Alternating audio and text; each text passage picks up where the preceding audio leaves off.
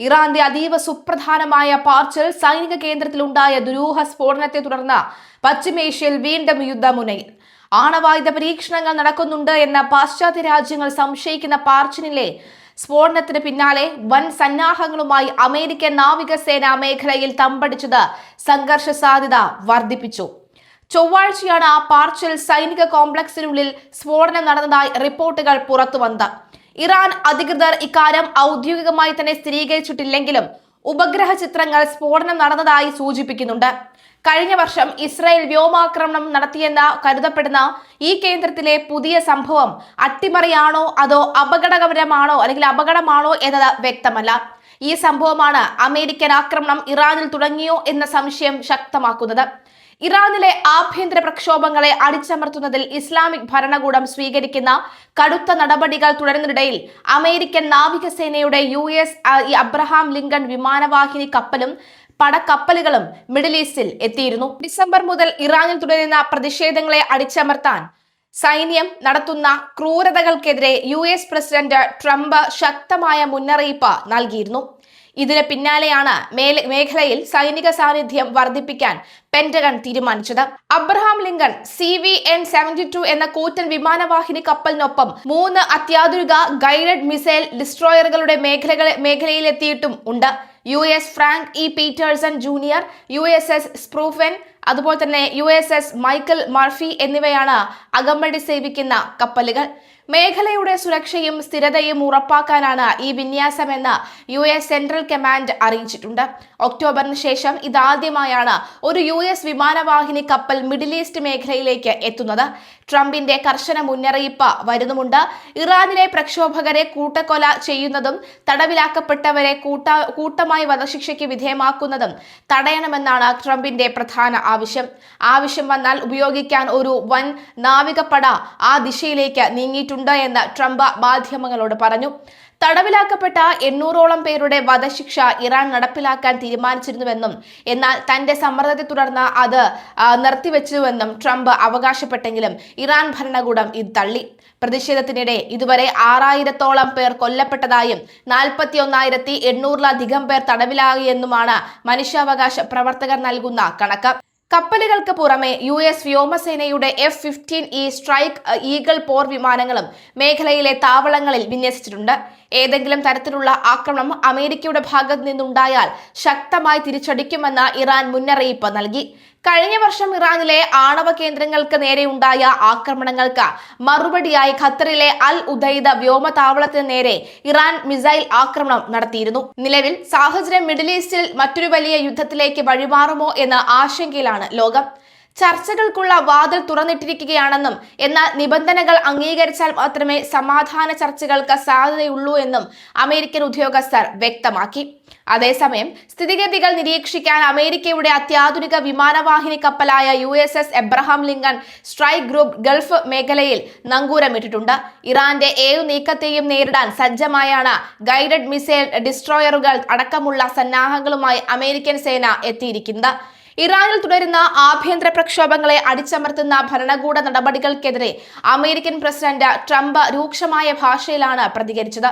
പ്രതിഷേധക്കാരെ കൊന്നൊടുക്കുന്നത് തുടർന്നാൽ സൈനിക നടപടി ഉൾപ്പെടെയുള്ള പ്രത്യാഘാതങ്ങൾ നേരിടേണ്ടി വരുമെന്ന് ട്രംപ് മുന്നറിയിപ്പ് നൽകി.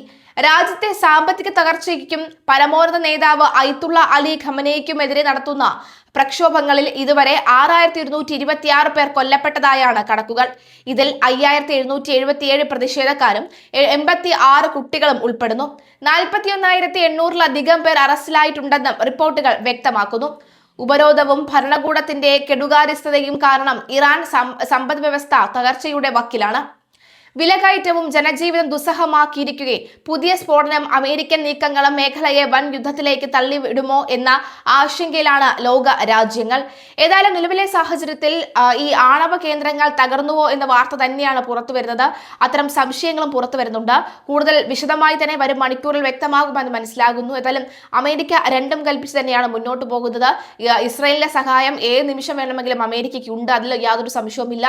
പൂച്ചയ്ക്ക് ആര് മണി കിട്ടും എന്ന് പറയുന്നത് പോലെയാണ് ട്രംപിനെ ആര് പിടിച്ചു കിട്ടും.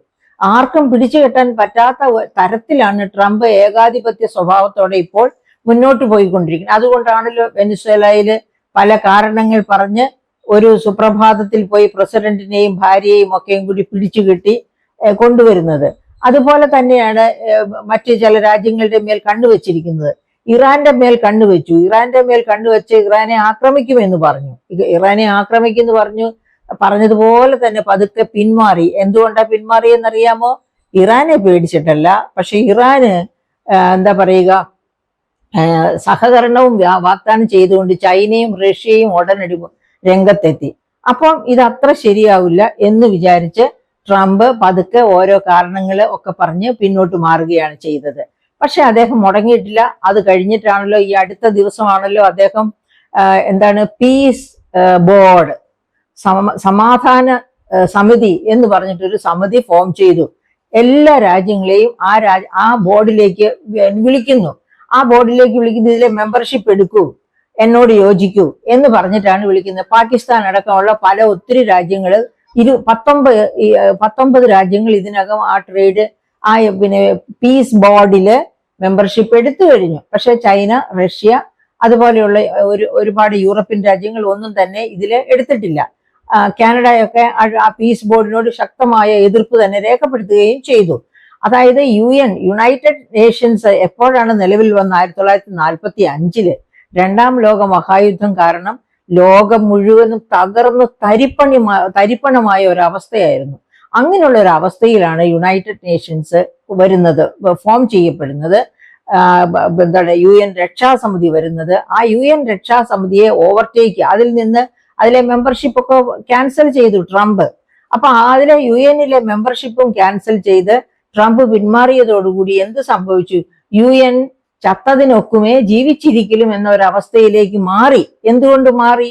UN ഏറ്റവും കൂടുതൽ പ്രവർത്തന ചെലവിനുള്ള പണം കൊടുത്തിരുന്നത്, അതായത് എവിടെയൊക്കെ WHO വേൾഡ് ഹെൽത്ത് ഓർഗനൈസേഷന്റെ ഒക്കെ പ്രവർത്തനത്തിന്, ചികിത്സയ്ക്കും എല്ലാത്തിനും വേണ്ടി ഏതൊക്കെ രാജ്യങ്ങളിൽ എന്തൊക്കെ ഫണ്ടിങ് നടത്തിയിരുന്നു അതിന്റെയൊക്കെ മേജർ ഷെയർ, നമ്മൾ പറയുന്നത് പോലെ ലയൺസ് ഷെയർ കൊടുത്തിരുന്നത് അമേരിക്കയായിരുന്നു. അമേരിക്ക UN നിന്ന് പിന്മാറിയതോടുകൂടി ആ UN തന്നെ പ്രവർത്തനരഹിതമായ ഒരവസ്ഥയിലേക്ക് മാറിയിരിക്കുകയാണ്.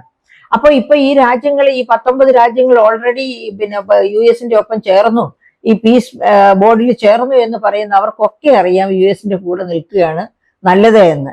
അപ്പൊ ഇനി US എന്ത് ട്രിക്കായിരിക്കും പ്രയോഗിക്കാൻ പോകുന്നത്? അവിടെയൊക്കെയാണ് രാഹുൽ ഗാന്ധി പറഞ്ഞതിനെ നമ്മൾ വളരെ ഗൗരവത്തോടെ കാണേണ്ടത്.